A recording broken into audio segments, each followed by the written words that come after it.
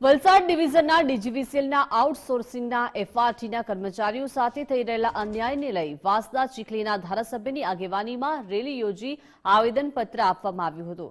એફઆરટીના કર્મચારીઓ સાથે એજન્સી દ્વારા અનેક રીતે અન્યાય કરવામાં આવે છે, જેમાં તેમને સેફટીના સાધનો આપવામાં નથી આવતા તેમજ પૂરતો પગાર આપવામાં આવતો નથી। સાથે જ રજૂઆત કરવા જતાં કોઈ જ રજૂઆત સાંભળતું પણ નથી। આમ તેમની સાથે થતા અન્યાયને લઈને ધારાસભ્ય અનંત પટેલને રજૂઆત કરવામાં આવતા આજે ચીખલી રેફરલ હોસ્પિટલ ખાતે એક રેલી યોજવામાં આવી હતી। આજે અમે ચીખલીના તાલુકા મેજિસ્ટ્રેટ મામલતદારશ્રીને રાજ્યપાલને ઉદ્દેશીને આજે એક આવેદનપત્ર આપ્યું છે, જે દક્ષિણ ગુજરાત વીજ કંપનીના ફોલ્ટ રિસ્ટોરેશન ટીમના જે કર્મચારી છે, આઉટસોર્સિંગના કર્મચારી છે, એમની સાથે ખૂબ મોટો અન્યાય થાય છે।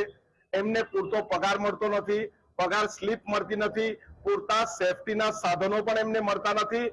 પોતાના જીવના જોખમે જ્યારે કામ કરતા હોય છે ત્યારે એમને ન જીવો પગાર એટલે કે 12 થી 13,000 રૂપિયા પગાર મળે છે। કોઈ પણ જાતનું પીએફ કપાઈ નથી કપાતું એની માહિતી, અથવા તો જીવના જોખમે કામ કરતા હતા તે એમને એમના સેફટીના પણ પૂરતા સાધનો મળતા નથી કે વીમો મળતો નથી, અને એ પણ પૂરતો પગારની માંગણી સાથે અમે આજે રાજ્યપાલશ્રીને ઉદ્દેશીને મામલતદારને આવેદનપત્ર આપ્યું છે। આવનારા દિવસમાં જો યુવાનોની માંગણી નહીં સ્વીકારાશે તો વલસાડ ડિવિઝનની કચેરી પર અમે હલ્લાબોલ કરશું, અને ત્યાર પછી સુરતની ડીજીવીસીએલની કચેરી પર પણ હલ્લાબોલ કરીશું, અને ત્યાં પણ જો નહીં માને તો ઉર્જા મંત્રીના ઘરે જઈને હલ્લાબોલ કરીશું।